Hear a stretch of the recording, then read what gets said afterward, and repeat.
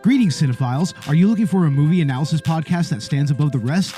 Then look no further than Collateral Cinema, the only movie podcast that matters. We analyze good movies, we analyze bad movies, and yes, we also analyze the in-betweens of the world of cinema. So if you like what you hear, find us on Facebook, Instagram, and Twitter.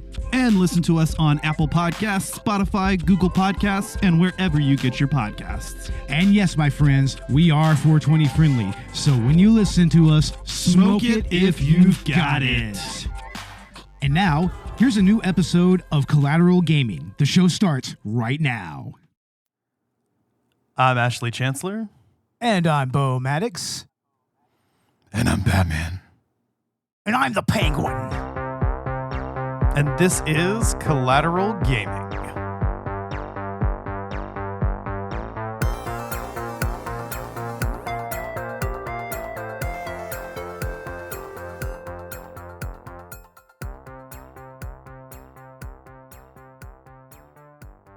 Welcome to a Game Lunch edition of Collateral Gaming, the only video game podcast that matters, where we focus on good games, bad games, and everything else in between in the world of gaming. We're podcasting straight from Houston, Texas, and yes, my friends, we are a 420-friendly podcast, so whatever you have, smoke it if you've got it.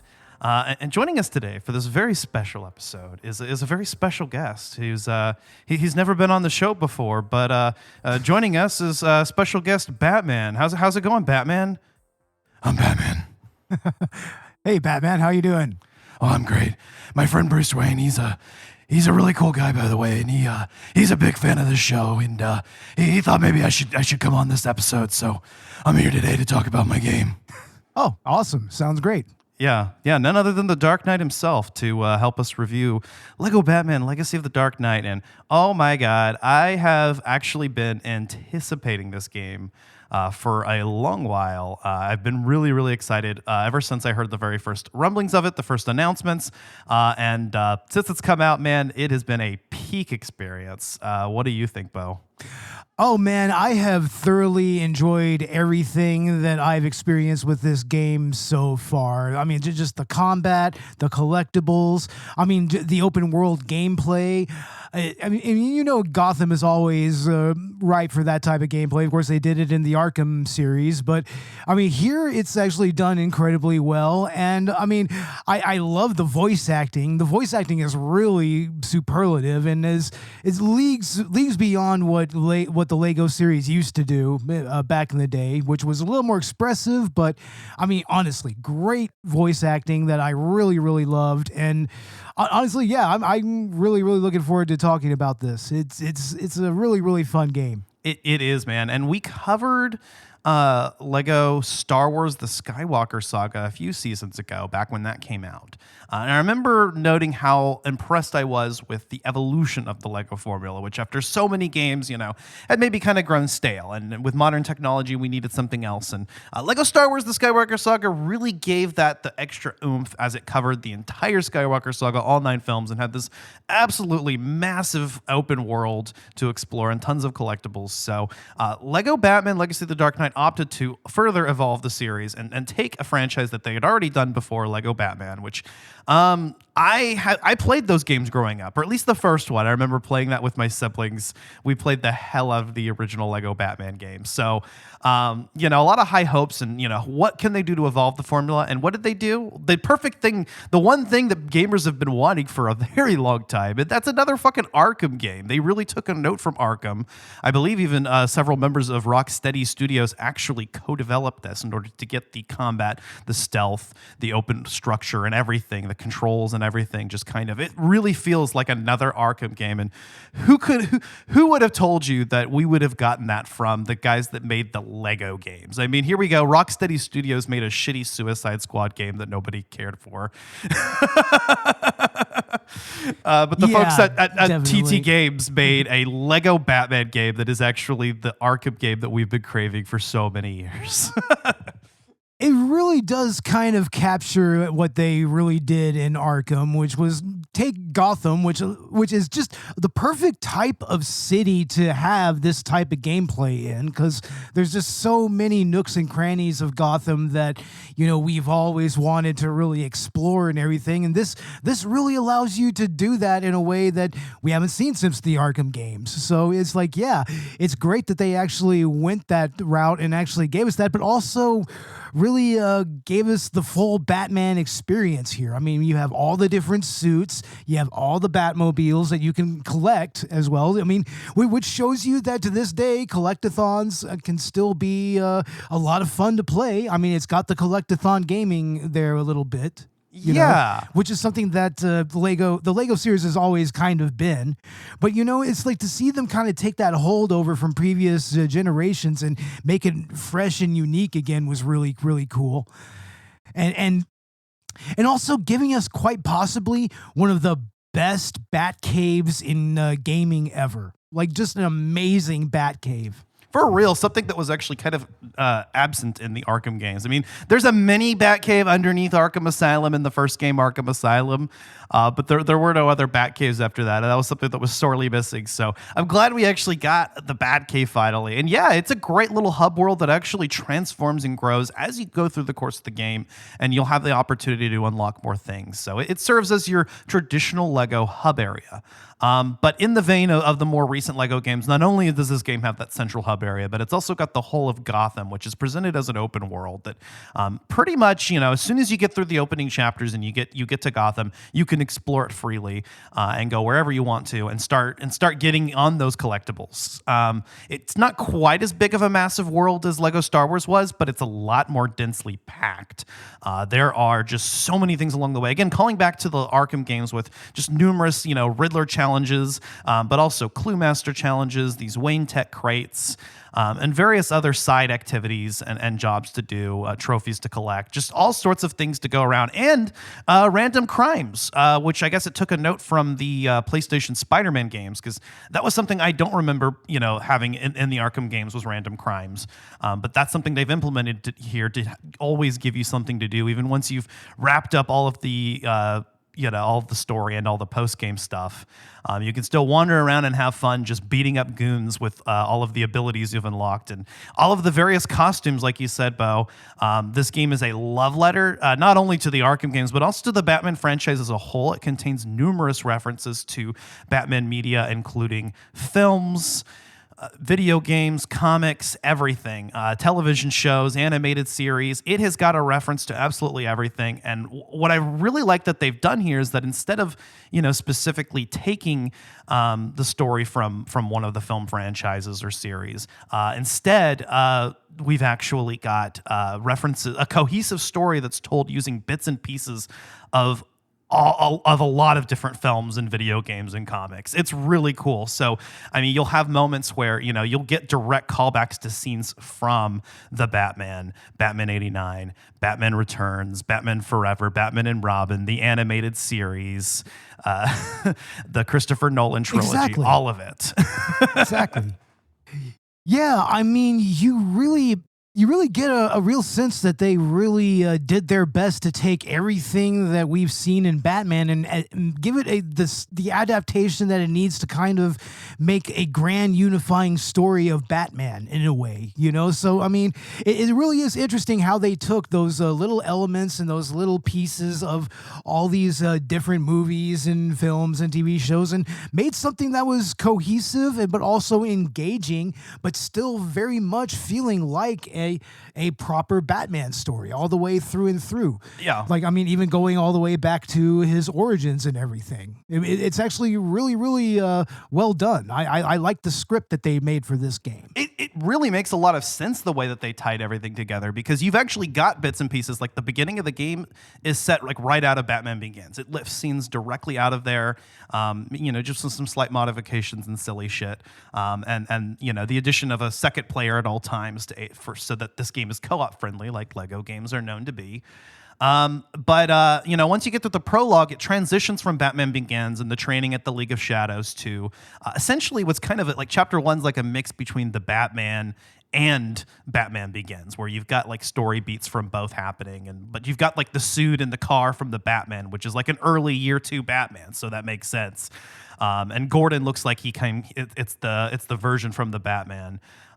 Even in the rest of all of his costumes, actually, he retains his skin color, but with like the blonde or white hair from his other incarnations. It's a little odd at times, but you could wear all the different costumes, even though the character seems to be inspired by that. But then you get to chapter 2, and it opens up into the Burtonverse, and so Selina Kyle is introduced and kind of looks like the Zoe Kravitz version initially, but when she dons the Batman suit, it looks like, or the Catwoman suit, it looks like the Michelle Pfeiffer suit, and she kind of reminds me more of Michelle Pfeiffer, but she's got all the other suits too, obviously, and you've got the Penguin, who kind of it mixes elements of the DeVito and the Colin Farrell performance. So you're drawing these characters throughout all of these different time periods, Batman Forever and Batman and Robin and chapter 3, and then Batman the Animated Series and a little bit of Batman and Robin in chapter 4, The Dark Knight and Arkham Asylum in chapter 5, and then The Dark Knight Rises and some other stuff in chapter 6, and even just stuff drawing from the comics, like the Joker originally being Red Hood and shit like that is peppered throughout. It's really, really awesome, and if you're a Batman fan, you're gonna be a huge fan of it. Yeah, I mean, Batman fandom really, really deserved an all-encompassing game like this, because I mean the character really lends himself well to this type of gameplay. I mean, especially when you're flying around Gotham and you have all the different waypoints where you can take your grappling hook and you can pretty much even fling yourself into the sky with the grappling hook. It's got a really, really great dynamic there with the mechanics and everything that I mean you really could only get in a city like Gotham and in a game like this, with a character like Batman, Well, and they got the grapple mechanics again right out of the Arkham games. They even the grapple boost and everything, which is really cool. Interestingly enough, every playable character gets a grapple gun and a glider of some sort, so that they can all function identically. Each playable cast member has 2 selectable tools that are their unique items, but other than that, everybody plays exactly the same. But the cast was kept much smaller this time. Instead of the wide, expansive roster that we came to know from the Lego games, where you can be just anybody, instead this game focuses on a small cast of Batman and one other partner character at all times. Occasionally the story will let you be people like Alfred or Lucius, but other than that, you'll have a fully playable partner who, from Gordon to Catwoman to Robin, Batgirl, Nightwing, and Talia. And they all have like different movesets, and they function a little differently in combat. So the experience is a little bit more focused this time. Instead of having 100 different characters, you've got, instead you've got 7 characters with like 100 different costumes between them. So you still get to, go through all across the Batman mythos. And I believe with the DLC, we're getting more characters. Like I think Joker and Harley Quinn might be coming. So maybe we'll get some more villains. Maybe we'll get like a playable like Arkham Asylum like we did in the original Lego Batman game that was separate.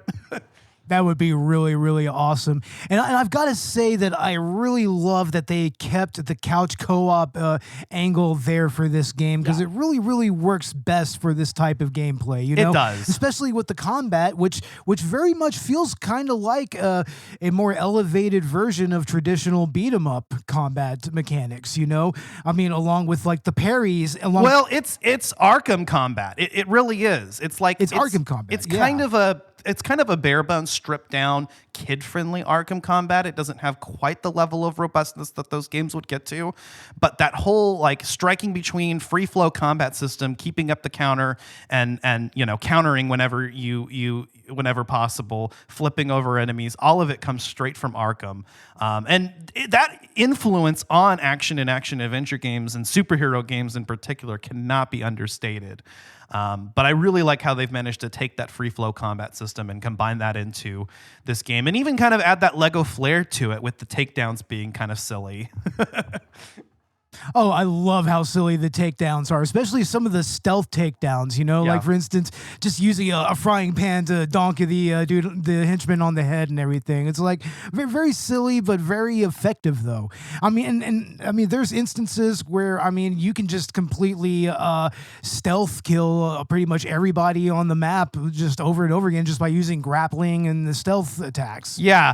So The stealth I is mean, again. it leads to it's bare bones, even more so than the combat. It's kind of it's not even compulsory to any part in the game, and as soon as you alert all the enemies, it's over, and there's no checkpoints, and there's not as much of a benefit to stealth as you would think. But I'm glad that it's there because that stealth is another system that is lifted right out of the Arkham games. The idea of distracting enemies and leading them away so you can isolate them and pick them off one by one, then grappling away. That's the Arkham formula, and I'm glad that it's implemented here. I just maybe I wish the stealth was a little bit deeper, but it's like the combat. It's like when approaching this as a family-friendly game, I can understand why they didn't go that deep with it. Yeah, I mean, of course, but I mean, even so, you still find many useful ways to use the stealth mechanics to your benefit here. Like especially when you're talking about perching on top and just jumping down and then taking out a enemy and then just quickly grappling back up to the next perch to take out the next one. I mean, there's plenty of instances where you can totally just go through one of those scenarios and just take down enemy after enemy without alerting a whole lot of them. So, I mean, it's still useful. Yeah, you can, and there's upgrades that you can get, like skill upgrades that you can get that will allow you to just chain takedowns together, so you can clear enemies like really quickly. And even some of the gadget upgrades will actually help with that and give you more stealth options like lures and other ways of quickly taking out groups of enemies. Yeah, that's a whole nother thing is how the skill tree and the upgrade system works in this game and everything, Like, I mean, it's bare bones, but it's still intuitive enough that, I mean, you can still kind of craft your character to be a little stealthier if you want them, or be a little bit more of a bruiser during combat and everything. So, I mean, you can kind of fine tune your Batman to kind of be, however way you want him. Yeah, exactly. So I do like that. And also the gadgets, the great, all those great, even classic gadgets like a shark repellent, even, I mean, and being able to actually upgrade all of those and everything, that's a lot of fun. And that's a really cool, I mean, it's a modern dynamic, but I mean, in Lego, there's so many ways that you can take it, So many ways that you could take it, and it's really fun. And some of the gadgets come out of the Arkham games. Some of them come from all over. And every character has a unique moveset. I mean, even like Robin and Nightwing. Although Nightwing kind of makes Robin irrelevant because later on in the story, Robin becomes Nightwing, but you still have Robin as a selectable character with all his costumes, and his gadget upgrades are a little bit different, and there might be a couple different things you can do, but there's really no reason to ever use Robin again once you do Nightwing, because Nightwing is Robin plus electricity. I mean, seriously. But he also makes combat a joke. I found Nightwing is the go-to combat character that just completely, like, you want to take out, do those combat challenges that are the timed combat challenges and get the gold rank. They're like these like VR simulator challenges that are on the map, or AR. Use Nightwing, because even just like flicking his electric birder ring around will just instantly stun enemies like in groups. It's amazing. Nice. I mean, sometimes you got to kind of have a character like that can be a little bit overpowered, but. He's like the Miles Morales of this game, the way that Miles was in Spider-Man 2. Yeah, you got exactly. You kind of have to have that type of character here every now and again. I mean, especially when you have a kid-friendly game. It's like, I mean, you're gonna want a character that a kid can pick up and intuitively do well in the game without much of a learning curve. And the characters are all like really fun. I can imagine, kids playing this and not being disappointed that they don't get to be Batman. Because one player gets to be Batman, and I imagine fighting over player one is kind of a thing, but the other character gets to switch and be any one of the other party members, and they're all pretty fun to use. I mean, maybe at first you're like, okay, it's Jim Gordon, he's just a cop, but he could do all the shit that Batman could do in combat and everything, and he's got his own gadgets, and then you get Catwoman, and then you get Robin, and so yeah, I mean, every single one of these characters is really fun to play as, and even if you're not playing co-op, this game is an enjoyable experience alone. I played the majority of this alone. I did play through some of the early missions again with you and got to experience that. And I remember playing at different points in the story and realized, okay, this would be more fun if I had someone doing co-op, so that instead of having to switch this character, or instead of them stepping on the switch for me, I actually had somebody I had to work that out with. But still an enjoyable experience on its own. And I cannot understate how fun this game was. I mean, even if the gameplay is a little shallow compared to, something modern gamers might be more used to, or something you might normally pay $70 for. I mean, man, if I did not have a big grin on my face every time there was a reference, not only to Batman media, but they did a goddamn Liam Neeson Taken reference and a Christian Bale American Psycho reference. They reference It's Always Sunny with the penguin, yes! for Christ's sake. I mean, shit. It's so good. There's so many fun little references, and even just making fun of shit, like the Martha line. Yeah, they do riff the Martha line. Quite a bit. And like you said, Bo, I mean, the impressions in this game are so funny. Some of them are better than others, but you could definitely tell who they're going for. You've got the Bane who's doing his best Tom Hardy Bane impression. Oh yeah, definitely. I mean, you kind of have to have that though, because especially since those characters have become a lot more definitive in the last 20 years due to all the movies and everything. Yeah. So I mean, yeah, you kind of have to tie it to those movies, like for instance, going back to the Gordon character, and him being the Gordon from the Batman, who is honestly one of my favorite Gordons. I mean, I really just love his dynamic with Batman, Gordon. And in the context of that version of Gordon, it makes sense that he's the first team-up character that Batman has access to, because they're like bros in the Batman. I really love their whole duo, their dynamic. Oh yeah, they kind of become a little closer by the end of that movie, and they get a little closer to each other in this game, even throughout the storyline. Very close, actually, by the end of the game. Actually, funny enough. Just considering everything happens. Obviously, we'll keep the spoiler free, but like I said, it does borrow heavily from a bunch of other Batman media, but then kind of, winds up into its own ending that I felt was satisfying. Not a super long campaign, but I do think it's easily spaced out with the amount of content and things that there are to do in Gotham. And it's just being able to swing around and stop crimes and try on different outfits and collect everything you can along the way before you hit the next chapter or story beat. And then, you'll get a little skip and you'll be like, okay, which era are we going into now? Because every time you open to a chapter, it's obvious that they're drawing from another era of Batman. It's like once you get to chapter 2 and he just dons the 89 suit. I was like, oh, hell yeah, we're doing Batman 89 now. Yeah. It was really cool to see kind of the shifts between those different eras and between the movies and everything. And even the Schumacher films, bro. Even the Schumacher films. Yeah, even the Schumacher films, for fuck's sake. You know what didn't get its own highlights? I mean, it made references to it, but didn't get its own story highlight or any characters that were drawn from it. Fucking Batman versus Superman. the Schumacher films. Oh my God. Got more coverage in this game than Batman versus Superman did.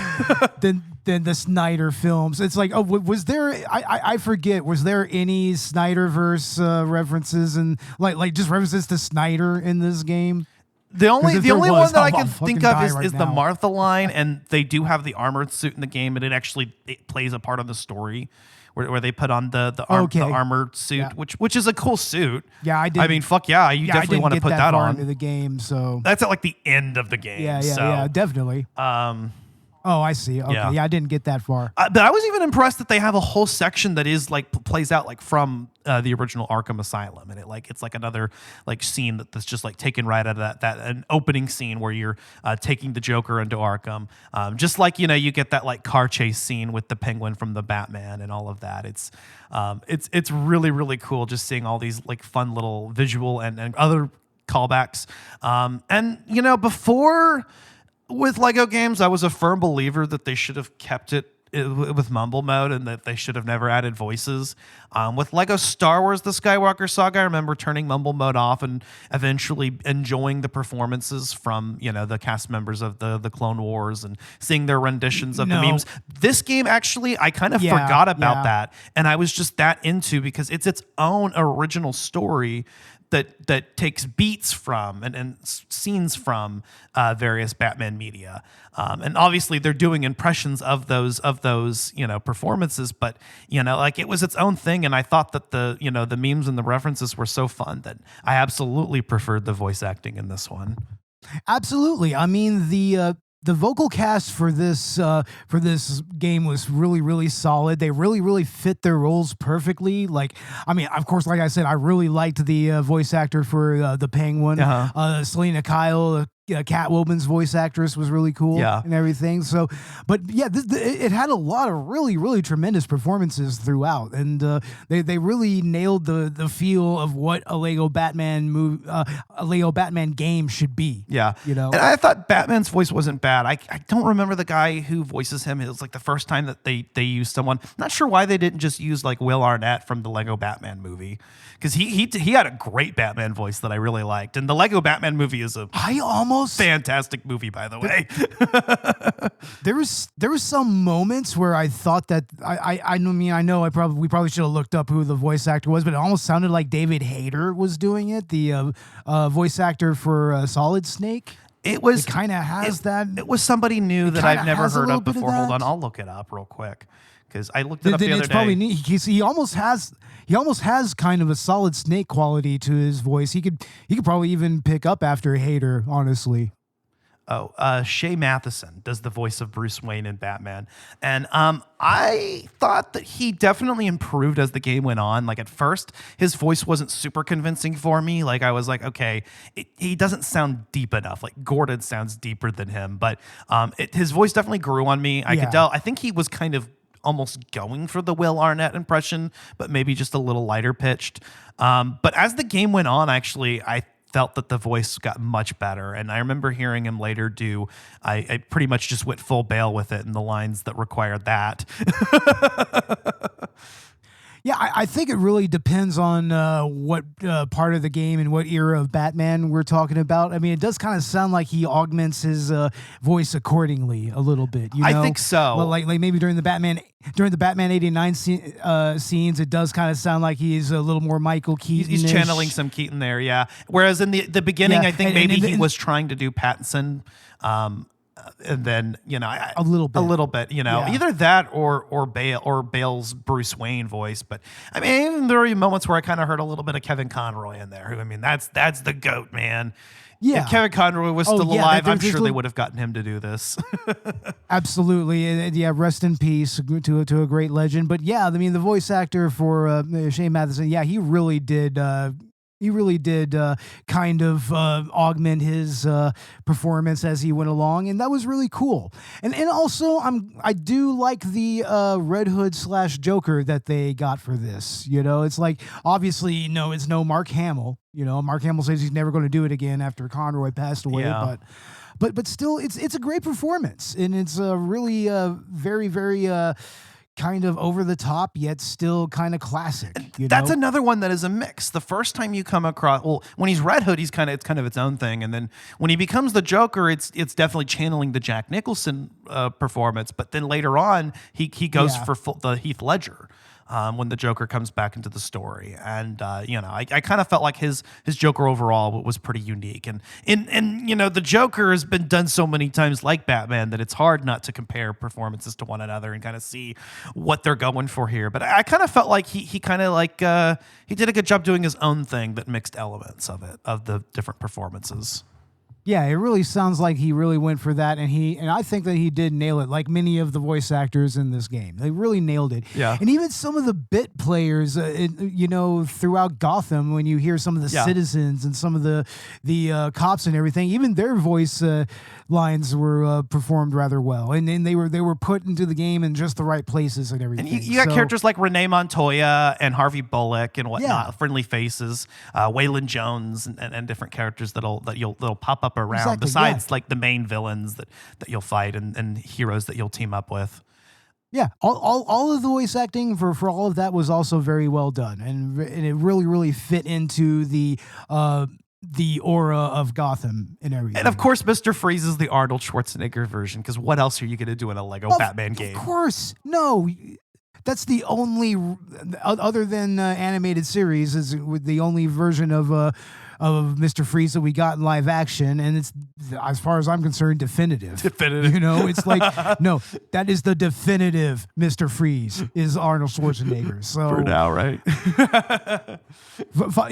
For now. I mean, followed by, of course, the Mr. Freeze that we got from that haunting episode of the animated series. I actually have been rewatching a lot of Batman media in preparation for this episode, in fact. So I was starting to play through Lego Batman, and I had just watched the Batman for one reason or another the other day, and it's my favorite Batman film. So I had wanted to watch the Penguin again, but I was playing through this game and I was kind of like, I have an excuse to get through these. So as I was getting to each section of the story that kind of seemed to focus on a particular piece of Batman media, I would put that on and watch it. So I watched through the Batman, the Penguin series, Batman 89, Returns, Forever, Batman and Robin. And then I watched the animated series. I watched Mask of the Phantasm. I just put on today, I put on the 66 series. Of course, I watched the Nolan movies. I've been kind of putting off watching the Snyder version, but I will because I'm going through all of them. But I've been watching through the animated series especially, and God, it's so good. Oh man, the animated series is top notch. I mean, still pretty much one of the definitive Jokers. You know, if not Mark the Hamill, definitive, the definitive Batman. Yeah, for sure. I consider those two the definitive portrayals, Kevin Conroy and Mark Hamill of Batman and the Joker, respectively. But live action, absolutely, Robert Pattinson and Heath Ledger, I would say, were the best. Yeah, definitely, in their respective movies. No, it was Jared Leto.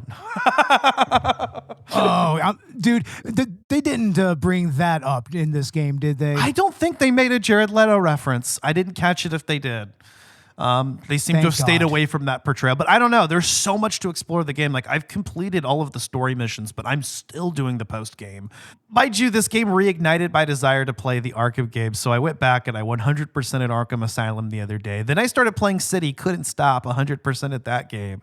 Now I'm working my way through Arkham Knight again, because fuck it, these games just really, really made me want to get back in touch and play the Arkham video games. And by the way, if you haven't played those and you're a Batman fan, go play those, then circle around and play this so you can appreciate the callbacks. But I want to say that this game even did some things the Arkham series did not. For instance, Gotham feels a lot more lively, and they seem to have, I think in particular, kind of recreated the Gotham that we saw in those games. But in all of those games, for one reason or another, whether you were stuck in Arkham Asylum or whether you were walled off inside Arkham City, or whether all the residents of Gotham had departed in Arkham Knight, the streets of Gotham were always empty for one reason or another, like a story gimmick. They always had to make sure that like there just weren't like civilians about and about. This game has civilians. And they're like doing shit, and it actually feels like a real like live Gotham. So props to them for that and for having a bat cave.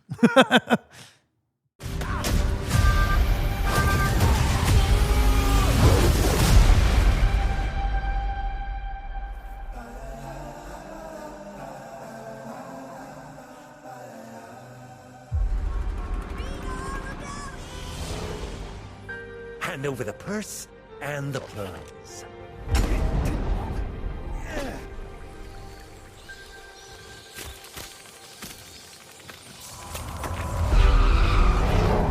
If you make yourself more than just a man,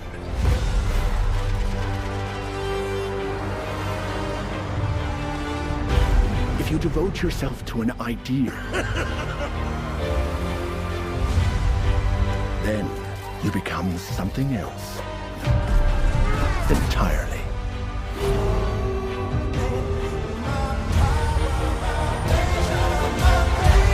And that is...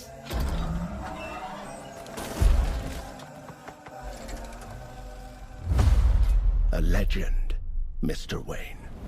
Baby, I can mind if I borrowed these? Way I see it, all this stuff is yours anyway. It was a bat, I tell ya! A bat!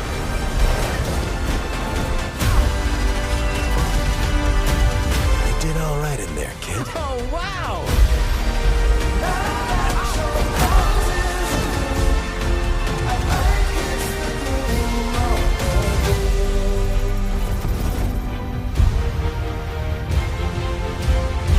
He thinks he works alone, but there's always someone there by his side.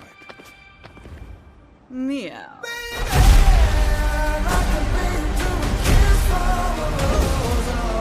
I will take everything from you. Get ready, Gotham, to have a cold heart like mine. Shut up! I'm trying to sleep! You're welcome.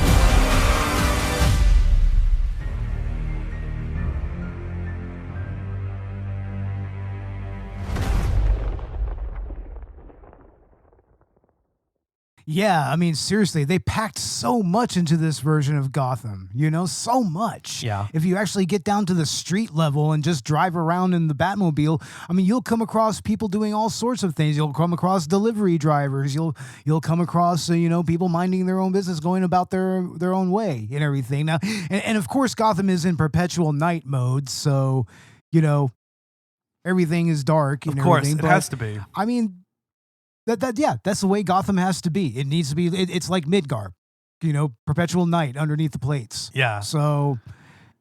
Yeah, and like they even borrowed, from Arkham Knight, the seamless transition between jumping in the Batmobile or other vehicles. You've got like every Batmobile from like every piece of media, but also every other character has their own set of bikes and cars and whatnot.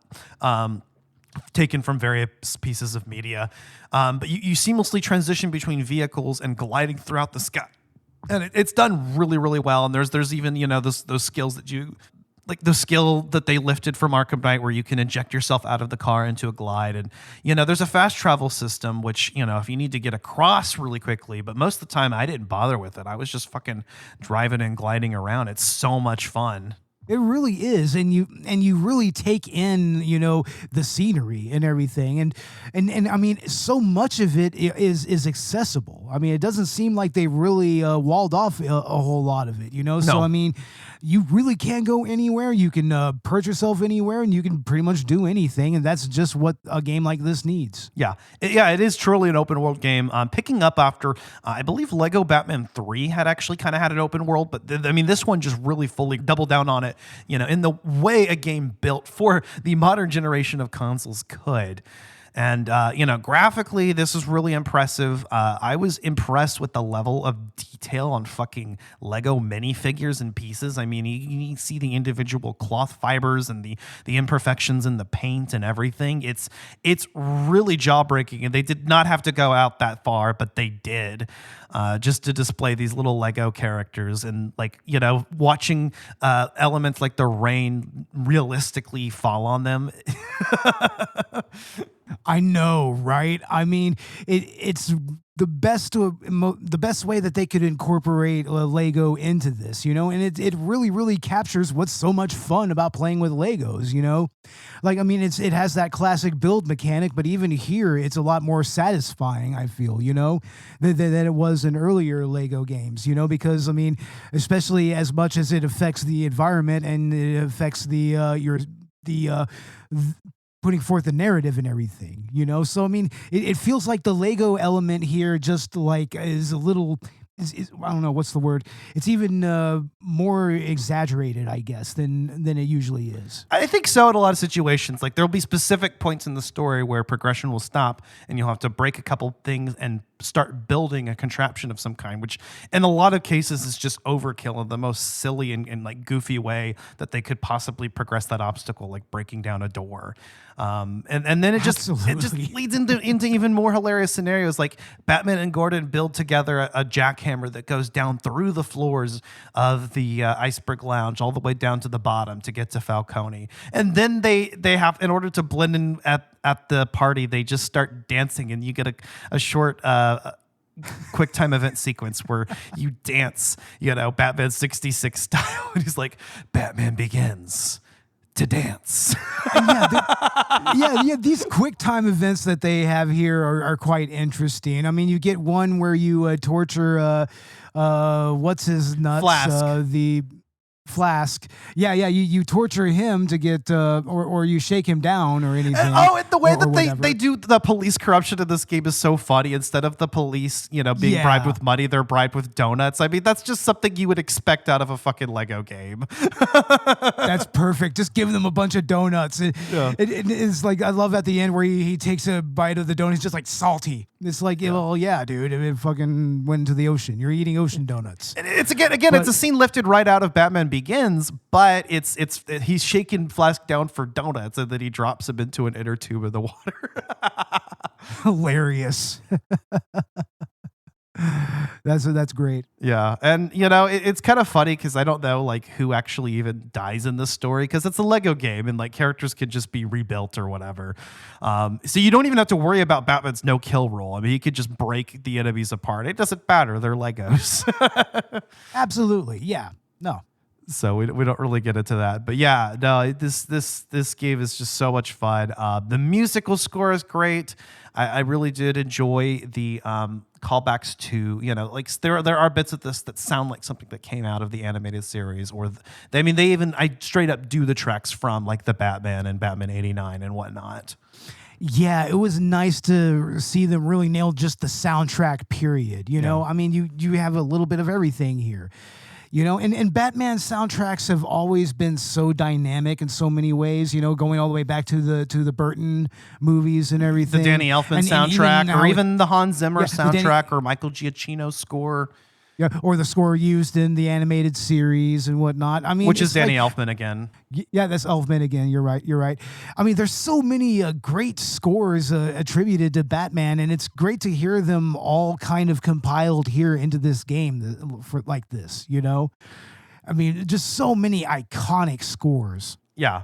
And as mentioned, like graphically, this game is really top notch. Performance, I played this on Xbox Series X and I didn't have too many issues. My Xbox does this weird thing, and I don't know if it's my TV or my setup or something, where it occasionally like glitches out and stops. But that happens with any game that I play. But outside of that, I did notice the performance felt pretty smooth most of the time. If it dipped below 60 frames, I didn't notice, or except when we were playing co-op. Obviously, it dipped quite a bit when we were doing that, but that's to be expected. Yeah, a little bit, but I didn't really feel like it really got in the way of the gameplay all that much. It was noticeable from playing in single player and it playing at 60 or close to 60, whereas it was like 30 or 40 when we were playing together, and you could notice it, but not bad by any means. Well, I mean, to be fair, they're still doing the old school split screen there, Yeah. So, I mean, typically with split screen, you do have to kind of lose a little bit of definition. Even going all the way back to the old school couch co-op games, you did lose a little bit of definition in those little boxes and everything. So that's to be expected. Yeah. A little bit, Even all the way in this generation, I mean, you still kind of have to deal with it if you want a game like that. For sure. And I think I'm also just really impressed about how like polished this game feels, despite the limitations. And I think it's because the game is small enough in scope. I mean, it has a huge open world. Definitely not as big as the galaxy that you could explore in Lego Star Wars The Skywalker Saga, but bigger than any of the Batman or Gotham maps than they've done before, I think, and just densely packed. I mean, there is just something in like every single corner. Like I said, I'm still working my way through the post game right now and kind of just clearing out things as I go along, but also going back through the missions and getting some of the extra additional collectibles that are limited in each mission. Yeah. But I mean, there's a lot to do even after you finish the story, which, I mean, you can easily beat in 20 hours or less, but you can at least double that amount of time just completing this game and doing everything there is to do. And I imagine that after that, it's probably not too much more just to platinum the game. So, I mean, Lego games in the past have been some of the ones that have been easier to platinum. I mean, I've never really done that before, to be honest, and I didn't really get that far into this game, so I can't really say one way or the other. But, I mean, yeah, this does seem like the type of game where it doesn't seem like it'd be that difficult to really get through all the collectathon elements of it and actually, get everything in the game and see everything in the game. But I mean, who knows? Maybe there's some kind of Easter eggs in this game that have yet to really be discovered. Yeah. I mean, games like this typically have that sort of thing, especially with the open world. So who knows? Maybe there's some little nook or cranny in Gotham here that somebody has yet to really explore, and there might be something else that might be hidden there. Who knows? Yeah. No, yeah, there's probably some stuff that people haven't even talked about yet. And yeah, like I said, I find myself perpetually impressed by this game every time I pick it up and play through it. Obviously, like I said, the game actually made me wanting more, and jumping back to the Arkham games, which arguably did go a little bit deeper into a lot of these mechanics. But this game has the benefit of the technology of 2026, and it's got that Lego brand and humor all over it that I just love. And it's going to be a great time that appeals to a wide variety of ages, because obviously, this game is aimed at families, and kids are going to enjoy this, and it's made to be accessible to kids, but it's got so many references that the adults are going to get and laugh at and just have a wonderful time. Like this is the best kind of game to actually play with kids. Like if you've got kids of your own, or you've got family over. You got a little brother or sister or anything, Absolutely. This is the to this day, Lego games are like the definitive way to do that. Besides maybe something like It Takes Two or a Split Fiction, obviously. Yeah, but still, there's still a lot to this game that adult fans of Batman will definitely get a lot of mileage out of. Yeah. I mean, it is an excellent single player game as well in a day and age where single player games are kind of very few and far between sometimes. Yeah. Although I think that now that a lot of the live service games are kind of faltering off, that might switch back around. But I mean, yeah, it's still a great game that you can just play with someone else and just sit down and have a blast. I mean, you don't really need to go through a whole lot to get it going like most modern games are. And I mean, you could kind of just sit down, get into it, and just really go at it, get into a Batmobile and start driving around Gotham and find crimes to solve, or just stick to the story. It's like I like games like that doesn't have a very, very heavy barrier of entry, and the Lego games have always been really, really good about that, and in this day and age, it's like that's what I value, and that's why I'm glad that there is a game like this still out there. Absolutely. All right, well, I guess we'll go ahead and wrap this up. I'm not sure how much more we can say without spoiling more. But Batman, you've been surprisingly quiet this whole time. What did you think about this? Well, I really love this game, and I want to again thank you for giving me the opportunity to be here. Obviously, I've got a lot of things to do, but I took some time out of the old Bat schedule to come down, and I really enjoyed this game. You should play it. It's a good game. Hell yeah. Thanks, Batman. I appreciate you taking time out of your busy night fighting crime to talk Lego Batman with us. What about you, Bo? I mean, I don't know if I'm supposed to do a funny voice. I guess I can do it in the Penguin voice or something like that. I mean, I guess I can do that. Why not? But I mean, I really enjoyed this game. I really enjoyed everything. I mean, Lego games always really bring it whenever it comes to just straight up, fun gameplay. And that's what I value, and that's what I love about the series. That's what I love about this game. So yeah, definitely play this game.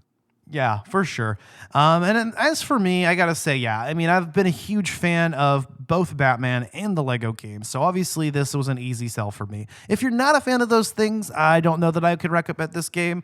It's not going to do anything for you that another game couldn't do better. But if you are a fan of either of those things or both, or even just want a good game that's going to appeal to your kids while you're playing this, or some young family members, 100%. I think this. There are definitely a lot worse ways you could spend your time playing a game with a kid, and I feel like this game has a really good polish to it. For something like this, obviously some of the mechanics they could have gotten deeper into, but again, I understand why they didn't in order to make this more accessible. Obviously the small cast of characters is going to be a turnoff for some that were expecting a huge variety of characters, but with the sheer number of costumes that are available to each, I mean, you're still totaling up to like the huge number of collectible playable characters. And we're gonna get more added as DLC and whatnot, and just I had such a great time. The game does sort of I think as time goes on, I think the polish starts to wane a little, and you can tell where things were rushed as it reaches its conclusion. But I was still having a really good time, both with the story and the gameplay this entire time. This is a great interpretation of the Batman mythos.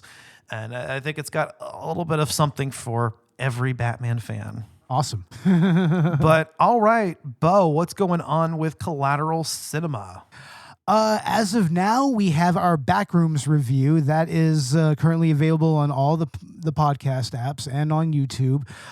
We should be having our Supergirl episode coming up very soon, whenever we're able to actually see it. I still need to go watch it, and I've missed out going the past couple weekends, but mostly because I've had plans, and then I'll have plans one or 2 days, and then I'll have some more free time, and I'll be like, I just want to stay home and catch up on some video games and stuff. So I haven't gone out to see Supergirl, which is surprising because it's something I definitely would have wanted to go see opening night. But I will go catch it this week, and we'll do a review on that. Yeah, for sure.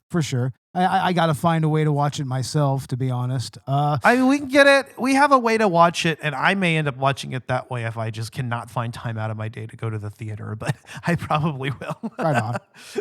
Right on.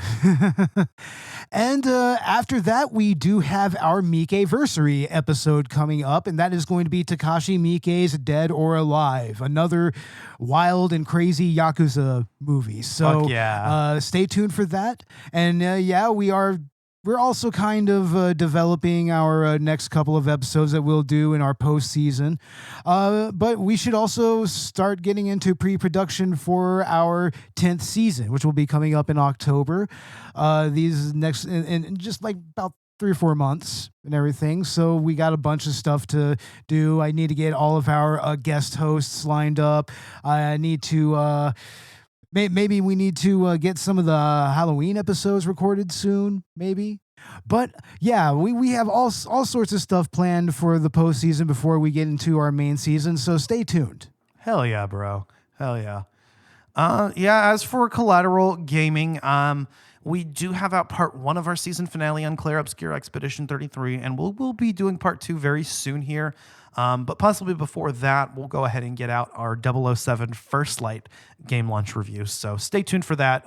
That came out maybe like a few days to a week after Lego Batman came out. So I have been kind of playing both of those games concurrently, and they've both been really, really fun. And 007 First Light is another contender for Game of the Year. I haven't actually beat it yet because I've been juggling so many things. And on top of that, I started playing the fucking Arkham games again because I couldn't help myself.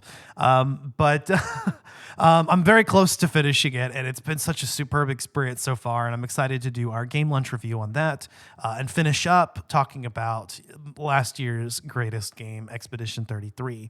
And then we'll be doing our anniversary special, TBD. I haven't really figured out what we're doing yet. We might do a Let's Play like we were originally planning on doing last season with 4 Swords, if I can get 4 people together, or maybe another arcade thing, or we'll figure out something for the anniversary special. And we're also putting together postseason content. I know I got at least a couple bonus round episodes planned. Like I want to cover the 100 Line Last Defense Academy, since I devoted a lot of time into completing all 100 routes of the game, and maybe a Mortal Kombat episode, game recommendations. Also that's right. As soon as possible, I want to cover the next batch of Virtual Boy games on Nintendo Switch Online. We still haven't covered those. Oh, that's right. That came out earlier this summer, didn't it? It did, yeah. So, as soon as we just haven't really had time to sit down and play those yet. But whenever I come down again, I'll bring my Virtual Boy and we'll play through that. There's another 5 games that were released that we could easily do an episode on, unless more come out and then we can do them all together. But we'll see. Yeah, we'll see what's up. That sounds like a plan. Yeah. The last Virtual Boy episode was a lot of fun. It was, and it was a man. lot of fun revisiting Virtual Boy in that way. So yeah, I'm looking forward to that. Yeah. So yeah, there's a lot of bonus round content that I've got planned. Hopefully we can get some of that out during the postseason, and start setting up season 9 of Collateral Gaming and season 10 of Collateral Cinema. Also, Collateral Let's Play. Today, as we're recording this, I just launched a new episode on Metroid Monday, continuing my playthrough of Metroid Prime Remastered. So this time we made our way through the Space Pirate Research Facility. And next time we'll be continuing that on Shooter Saturday here this upcoming Saturday. We're going to be finally releasing that Power Slave episode that we recorded. I have neglected putting it out the past couple Saturdays. Sue me. We'll have it out this weekend, and and then Phoenix Wright Wednesday whenever we get a chance to continue our playthrough of Turnabout Goodbyes.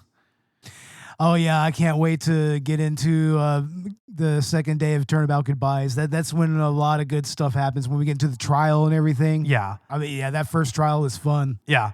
It's going to be awesome, man. So, yeah, I'm looking forward to that. Also, Danganronpa 2x2 was finally confirmed to come out next year. So we'll have time to actually do Danganronpa once we finish Turnabout Goodbyes. All right, hell yeah. I'm down to get straight into Danganronpers. Yeah, so or Danganronpa. I guess we'll do Danganronpa Wednesdays for a while or something, and we'll be working our way through the first game until the 2 remake comes out early next year. Yep, I can't wait to play Dragon Rompers. Be a lot of fun. Man, if you like Ace Attorney, you'll like Danganronpa. We've got more visual novels and stuff too that we'll cover in the future for sure. Definitely. I bet that I'll enjoy it.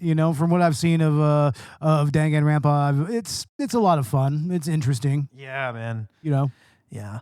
And we'll have other Let's Plays and stuff coming out too. I think once the First Light DLC comes out, I definitely want a chance to, because we should have done a Let's Play of First Light, and I didn't. But I think probably by the time that comes out, I know the Black Ops 1 and 2 releases are coming out for Shooter Saturday.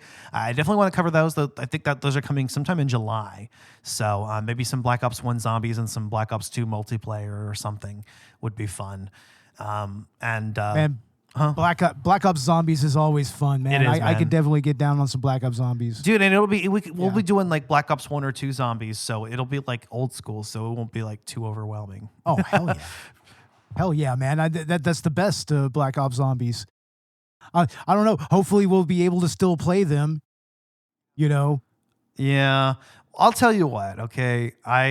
I do think it was dumb that Sony publicly announced that they are just never doing physical media again. I think it was a bad move because of what it means to a lot of gamers. If they wanted to phase that out, I get it. I mean, PC gamers gave up on physical media a long time ago, obviously.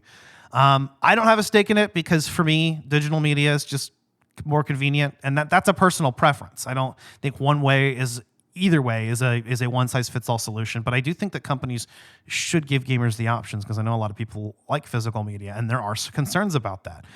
For me, I will say I've never once lost access to a digital game that I've purchased. It's never happened. However, I have lost, damaged, or had stolen not many, but a few physical games in my time and had to replace them. So, you will lose your games. You will. It will happen. So yeah, and PlayStation is dead. PlayStation is dead to me, by the way. Dead to me. Yeah, dead. It kind of seems like Microsoft and Sony are competing to see who can be like the shittiest company, which is so weird to me because Xbox was getting a lot of good buzz recently for the change in leadership, which, at first there was some apprehension, but once they, the new boss came around and showed what she was about and made some positive changes, lowered the price on Game Pass, people had faith and it looked like there was some good stuff coming. But now it sounds like Xbox is, just trimming all the fat, and like Microsoft is just firing all of these subsidiaries, laying off employees, canceling projects that gamers actually cared about. Maybe these things were just stuck in development hell anyway, but not a good look for them. When we had a good thing going, you son of a bitch. You had to go and ruin it, sweetheart. You had to go and ruin it. But I don't know. And then all Sony had to do, all PlayStation had to do was just shut the fuck up and not say anything. But they decided to publicly announce, oh yeah, we're never doing physical media again, which just not a good look. And so Nintendo once again comes out on top, even though they have their own share of greedy / anti-consumer practices. At least they're always going to have like a loyal, dedicated fan base because they do what they do. God, yeah. It's I guess a lot of gamers don't feel like it's a good time to be a gamer right now, which sucks because a lot of good games are coming out, but just looks like these companies are just really out of touch with what the modern gamer wants. It took them this long for game execs, I think, to finally figure out that gamers don't want more live service games. I mean, there's a couple that have been successful, despite the fact that they're live service games. That doesn't mean that that's a successful formula. And I think they're finally starting to learn that, but it took them this long. Yeah, definitely. But I mean, it's something that we did need to address a little bit here, even if it is a little closer to the end. I mean, it's something that, really, really just breaks my heart. So, I mean, that's all I'm really going to say on it. And PlayStation is dead to me. So anyway, I definitely agree. Like I said, it doesn't hamper my personal gaming experience. So I'll continue to use PlayStation because I do enjoy some of their franchises. But not cool, bro. I definitely hope that more people who are in a position to speak with their wallet and don't feel like they're missing out by doing so, definitely do that and pressure these game companies, because that's where it matters. Let them know. Talk to them. They'll see through the sales. Obviously, some people are going to buy what they're going to buy, but I mean, hell, I've been doing it for the last couple of console generations. So yeah. Yeah. We'll see. But anyway. Anyway, you can find Collateral Gaming and Cinema wherever you get your podcasts.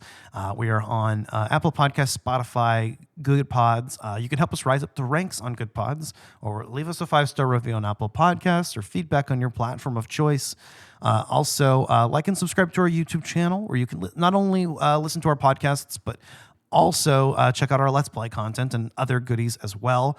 And you hit the notification bell and you can get subscribed when we have new content available. Also, we do have a Patreon where you can get access to exclusive movie commentaries and Let's Plays that you won't find on YouTube. I know we do have a couple Let's Plays. We have the Fateful Findings on our Podbean Patreon, and I'll be uploading that to Patreon soon. And we've also recorded The Disaster Artist. By the way, I haven't mentioned this yet on the movie podcast, but I had the opportunity to go see The Room at the River Oaks Theater here in Houston, and Greg Sestero was there, and I met my hero, and he said that he did recall Collateral Cinema by name. That's so cool. Hell yeah, man. And Greg, if you're listening, what's up, man? He's the best Batman. And actually, I take back my words. Tommy Wiseau is the best Joker, and Greg Sestero is the best Batman.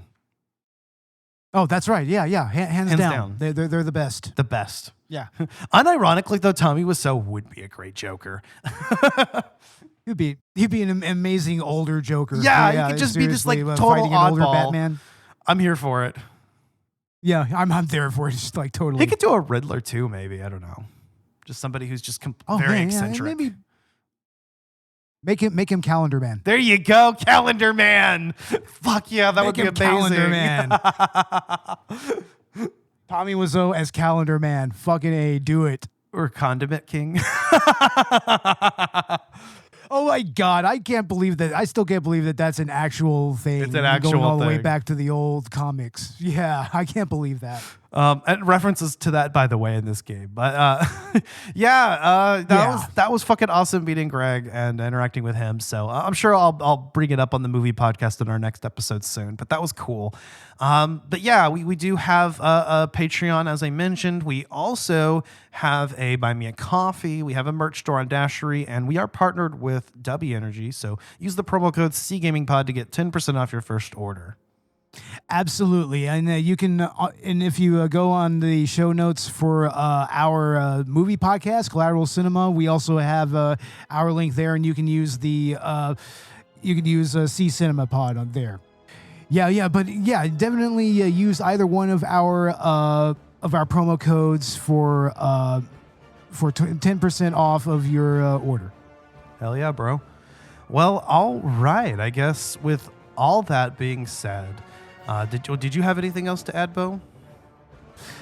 No, I don't. All right. Riddle me this, Bo. What is at its end? And you know what? I'm not even going to try to go with that. I didn't have that planned at all. I've been Ashley Chancellor.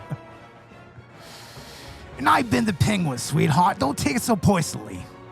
And I'm Batman. I gotta go fight crime now.